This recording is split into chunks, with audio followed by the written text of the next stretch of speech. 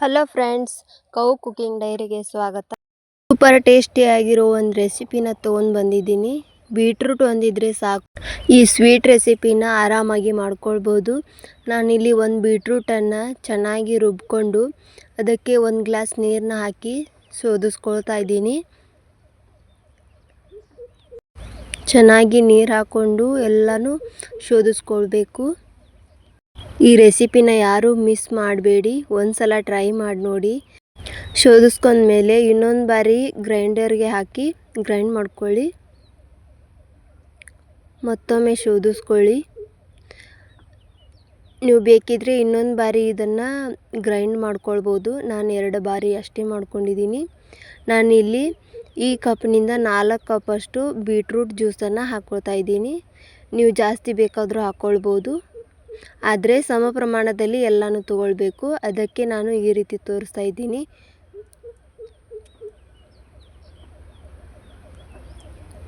ಕರೆಕ್ಟಾಗಿ 4 cup beetroot juice ತೊಗೊಂಡಿದ್ದೀನಿ. ನೀವು ಬೇಕಿದ್ದರೆ ಜಾಸ್ತಿನೂ ತೊಗೊಳ್ಬೋದು. 4 ಕಪ್ ಬೀಟ್ರೂಟ್ ಜ್ಯೂಸಿಗೆ 2 ಕಪ್ ಸಕ್ಕರೆನ ಹಾಕ್ಕೊಳ್ತಾ ಇದ್ದೀನಿ. ಶುಗರ್ ಜಾಸ್ತಿ ತಿನ್ನೋರು ಜಾಸ್ತಿ ಹಾಕ್ಕೊಳ್ಬೋದು. ಇದನ್ನು ಚೆನ್ನಾಗಿ ಶುಗರ್ ಎಲ್ಲ ಕರಗೋವರೆಗೂ ಕೈ ಆಡಿಸ್ತಾನೆ ಇರಬೇಕು.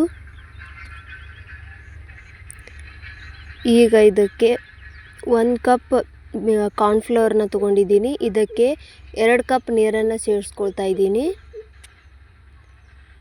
ಎಲ್ಲನೂ ಸಮ ಪ್ರಮಾಣದಲ್ಲಿ ಯಾವ ರೀತಿ ನಾನು ಹೇಳಿದ್ದೀನಿ ಅದೇ ರೀತಿಲಿ ಮಾಡ್ಕೊಳ್ಳಿ.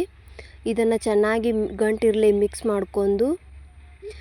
ಮಿಕ್ಸ್ ಮಾಡ್ಕೊಂಡಿರೋ ಕಾರ್ನ್ಫ್ಲೋರ್ನ ಒಂದು ಸ್ಪೂನ್ ಸಹಾಯದಿಂದ ಕೈ ಬಿಡದೆ ಕೈ ಆಡಿಸುತ್ತಾ ಕಾರ್ನ್ಫ್ಲೋರ್ ಹಿಟ್ಟನ್ನು ಹಾಕ್ಕೊಂಡು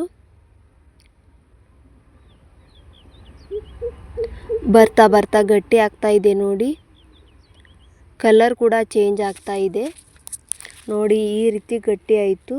ಇನ್ನೂ ಇದನ್ನು ಕೈ ಬಿಡದೇನೆ ಕೈ ಆಡಿಸ್ತಾ ಇರಬೇಕು. ಕೈ ಬಿಟ್ಟರೆ ಗಂಟು ಆಗಿಬಿಡುತ್ತೆ. ಇದಕ್ಕೆ ಇವಾಗ 2 ಸ್ಪೂನ್ ತುಪ್ಪನ ಹಾಕ್ಕೊಂಡು ಚೆನ್ನಾಗಿ ಮಿಕ್ಸ್ ಮಾಡ್ಕೊಳ್ಬೇಕು. ನಾನು ತುಪ್ಪನ ಶೈನಿಂಗ್ ಬರೋದಕ್ಕೋಸ್ಕರ ಹಾಕ್ಕೊಂಡಿದ್ದೀನಿ.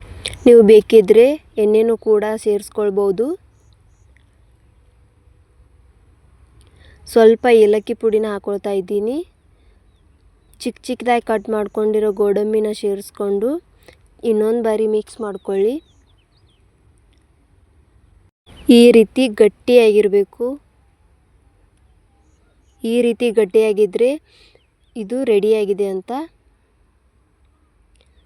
ಇದನ್ನು ಇವಾಗ ಒಂದು ತಟ್ಟೆಗೆ ತುಪ್ಪ ಸವರಿ ಅದಕ್ಕೆ ಹಾಕ್ಕೊಳ್ಳಿ.